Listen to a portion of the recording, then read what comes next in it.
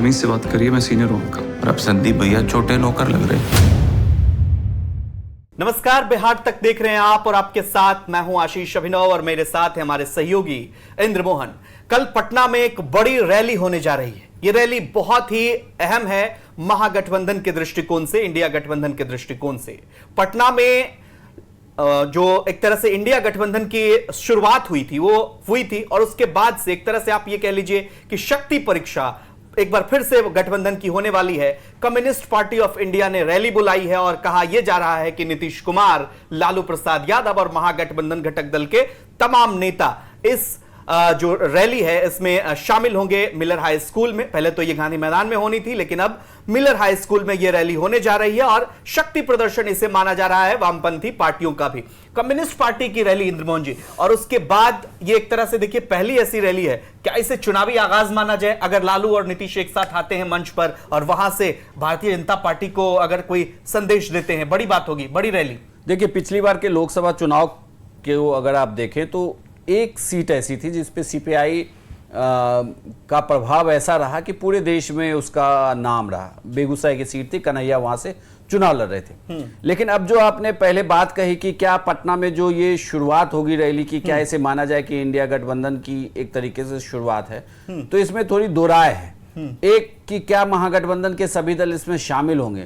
तो आपको बता दूं कि अभी तक जो जानकारी है उसमें तेजस्वी और नीतीश कल होंगे तो पटना में, लेकिन वो क्या कार्यक्रम में जाएंगे या नहीं ये देखना होगा। लालू यादव जाएंगे या नहीं ये भी देखना होगा। और जहां तक मुझे जानकारी है तो कांग्रेस के प्रदेश अध्यक्ष अखिलेश सिंह फिलहाल दिल्ली में हैं, तो वो भी कल क्या वापस लौट रहे हैं या नहीं ये भी देखना दिलचस्प होगा। लेकिन वो कल अभी तक की जानकारी के अनुसार कल वो वापस नहीं लौट रहे, तो इसका मतलब मंच पर कांग्रेस पार्टी का कोई नेता नहीं होगा जो उनकी तरफ से सामने आए। रही बात नीतीश, तेजस्वी और लालू यादव की, कल चूंकि बिहार सरकार शिक्षकों को नियुक्ति पत्र बांटने जा रही है, सरकारी कार्यक्रम यह 3 बजे से शुरू होना है। लेकिन यह कार्यक्रम इतना बड़ा है, इसे लेकर एक बड़ा इवेंट आयोजन किया गया है। सरकार ने इस पर करोड़ों रुपए खर्च किए हैं नियुक्ति पत्र बांटने को लेकर, क्योंकि ये माउथ पब्लिसिटी का बहुत बड़ा जरिया है बिहार सरकार के लिए, नीतीश कुमार के लिए, तो वो उसे भुनाना चाहती है। ऐसे में अगर कल की रैली में ये लोग जाते हैं तो फिर खबरों का कहें तो अगर अखबारों की खबर बदल सकती है, क्योंकि नीतीश कुमार और तेजस्वी ये जरूर चाहते होंगे कि कल की तमाम बिहार के अखबारों की हेडलाइन यही हो कि पहली बार इतिहास बनाया गया और नीतीश सरकार ने 1,20,000 शिक्षकों को नियुक्ति पत्र दिया। तो मुझे ये लगता है कि इसमें थोड़ी शक है। लेकिन सीपीआई के लिए पॉजिटिव बात कि कल अगर सीपीआई मिलर स्कूल के ग्राउंड में अच्छे खासे कार्यकर्ताओं को जुटा लेती है तो उसके जरिए वो प्रेशर पॉलिटिक्स तो जरूर कर लेगी, क्योंकि इस बार वो इंडिया गठबंधन के साथ है। इंडिया गठबंधन के साथ उनकी सीटों की भी अपनी मांग है। हालांकि ये कहा जा रहा है कि गठबंधन का जो अभी तक का फॉर्मूला है उस फॉर्मूले में उन्हें 1 या 2 सीटें दी जा सकती हैं, लेकिन उनकी सीटों की अपनी मांग है और वो सीट कौन सी होगी ये भी देखना बड़ा दिलचस्प होगा कि क्या जिस सीट पर पिछली बार कन्हैया ने चुनाव लड़ा, क्या वो सीट इस बार फिर सीपीआई को चली जाएगी, क्योंकि वो उसके लिए बड़ा गर्व मान रहे हैं कि बेगूसराय में अगर हम चुनाव लड़ते हैं तो चूंकि विधानसभा का जो आंकड़ा है वो भी उनके पक्ष में है फिलहाल, और जातीय सर्वे आने के बाद भले ही उस सीट को कहा जाता है कि फॉरवर्ड ड्रिवन सीट है, लेकिन उस सीट पर बैकवर्ड की वोटर्स ज्यादा है उनकी, और जब वो उन्हें अगर इंडिया गठबंधन के तहत सीपीआई को ये सीट दी जाती है तो उन्हें जरूर बेनिफिट होगा। तो कल की रैली पर नजर सबकी होगी कि उस रैली की अगुवाई कौन कर रहा है, उस रैली का मुख्य वक्ता कौन है, मंच पर कौन कौन आ रहे हैं। अगर लालू यादव की भी उपस्थिति होती तो भी बड़ी बात होगी। निश्चित रूप से देखिए, लालू प्रसाद यादव को भी हम ग्राफिक्स के जरिए दर्शकों को दिखा भी रहे हैं कि लालू प्रसाद यादव को भी निमंत्रण है, नीतीश कुमार को भी निमंत्रण है, तेजस्वी यादव को भी निमंत्रण है। कोई बड़ा नेता अगर इस मंच पर होते हैं तो निश्चित रूप से जैसे आपने कहा कि भीड़ में जो तब्दील हो जाती है, सीपीआई के अक्सर रैली में आप देखेंगे अच्छी खासी संख्या उनके अपने कोर वोटर तो हैं, ये बात आप मानते होंगे। और जैसे चूंकि आपने कहा और बिहार तक पे ही एक्सक्लूसिव बातचीत में रामनरेश पांडे ने इस बात का जिक्र किया था कि बेगूसराय पर उनकी पहली नजर है, सबसे ज्यादा नजर। अगर 1 या 2 सीट की ही बात करें तो बेगूसराय वो लोकसभा सीट है जो उनके लिए मुफीद रहा है हमेशा।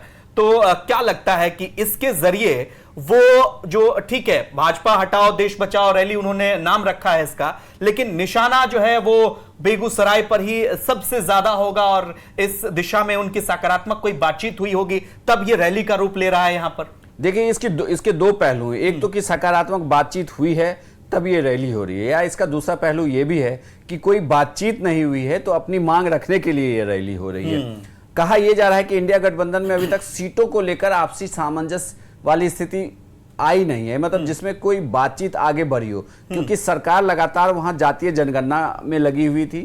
पार्टियां भी चाहती थी कि जातीय जनगणना हो। अब जातीय जनगणना की रिपोर्ट आ गई है, अब इसके आधार पर आगे क्या होता है ये देखना होगा। चुनाव से पहले नीतीश कुमार या तेजस्वी यादव ये जरूर चाहते हैं कि जो नौकरी वाला वादा है, क्योंकि ये एक ऐसा वादा है अगर उन्होंने 10 लाख नौकरियां गिना दी कि हमने दे दिया है तो उनके लिए बहुत पॉजिटिव इम्पैक्ट होगा लोकसभा चुनाव में, और इसको वो भुनाना भी चाहते हैं। जिस तरीके से उन्होंने शिक्षकों की भर्ती प्रक्रिया शुरू की और इतनी जल्दी जल्दी भर्ती हो रही है, मतलब किसी विभाग में 1.25 लाख नौकरी एक दिन में दे देना, ये बिहार के लिए जरूर ये ऐतिहासिक क्षण होने जा रहा है जब सरकार अपने हाथों से नियुक्ति पत्र देगी। लेकिन इसमें बड़ी बात यह कि जब सीपीआई इस बगल में ही मिलर हाई स्कूल में उसके कार्यकर्ता जुटेंगे तो वो भी लौटते वक्त एक बार गांधी मैदान जरूर आकर देखेंगे। हालांकि गांधी मैदान का जो कल का पूरा इवेंट है, हाँ। इस पूरे इवेंट में बाहरी लोगों की शायद एंट्री को रोक दिया गया है। सिर्फ 25,000 शिक्षक ही आएंगे, वो भी अपने आधार कार्ड और उनको जो नियुक्ति पत्र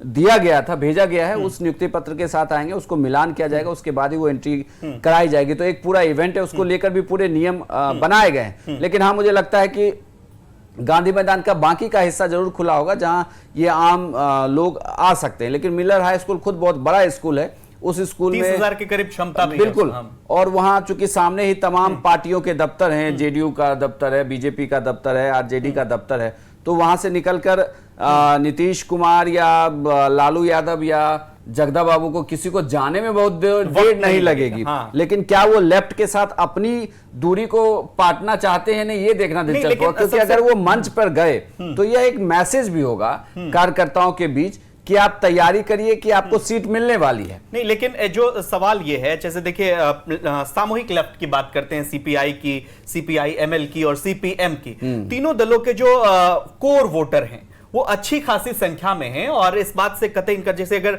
सीपीआई एमएल की बात कर लेते हैं, 12 विधायक हैं और ठीक ठाक उनकी वोटिंग आप देखेंगे तो बेगूसराय विधानसभा में मटिहानी की ही बात कर लेते हैं, बेगूसराय लोकसभा क्षेत्र में, तो वहां पर सीपीएम के कैंडिडेट 400-500 मतों के अंतर से वहां से चुनाव हार गए थे पिछली बार। तो एक कोर वोटर तो है, और अगर सामूहिक रूप से लेफ्ट कोई बड़ी रैली कर रहा है तो उनके मतदाताओं में भी एक तरह की जागरूकता आएगी जो कि गठबंधन के लिए फायदे की बात होगी। अगर लालू यादव और नीतीश कुमार कोई चले जाते हैं तो ये मैसेज बड़ा होगा, और जो यूनिटी की बात कही जा रही है, लेफ्ट यूनिटी के साथ साथ महागठबंधन की यूनिटी, इसके लिए वो एक बड़ा जोन होगा, बड़ा इंपैक्ट करने वाला। देखिए, एक तो मैं कहूं कि जो मटिहानी विधानसभा की आपने बात की, मटिहानी विधानसभा में नंबर 2 पे जेडीयू के कैंडिडेट रहे, नंबर 1 पे एलजेपी वहां जीती थी, तो बाद में जेडीयू पे चले गए।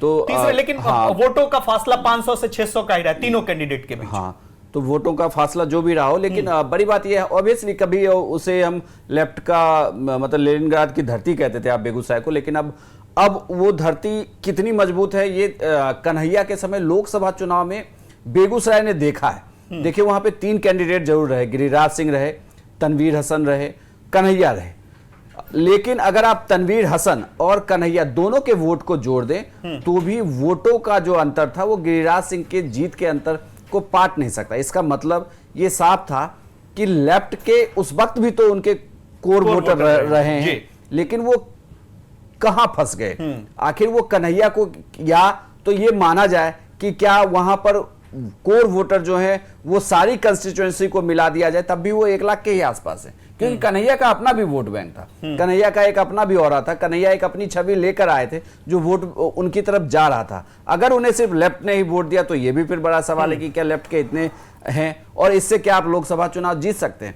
तो ये कहना थोड़ा, इसके लिए थोड़ा इंतजार करना होगा। जैसे अक्सर लोग कहते हैं कि राजनीति में 1+1 2 नहीं होता, कभी कभी 1+1 11 भी हो जाता है। अब चूंकि समीकरण बदला है और 10 साल आप देखेंगे तो नरेंद्र मोदी सत्ता में है और 2 बार भोला बाबू के बाद एक तरह से अब गिरिराज सिंह यहां पे आए हैं, कुछ तो एंटी इनकम्बेंसी होगा ना। और जब लालू नीतीश साथ हैं तो कहा जा रहा है कि समीकरण, जैसे सी वोटर का ही जिक्र कर लेते हैं हम, 22 से 26 सीटें इंडिया टुडे सी वोटर सर्वे के हिसाब से महागठबंधन को हम लोगों ने दिखाया भी और लगातार बिहार तक ने उसको कवर किया।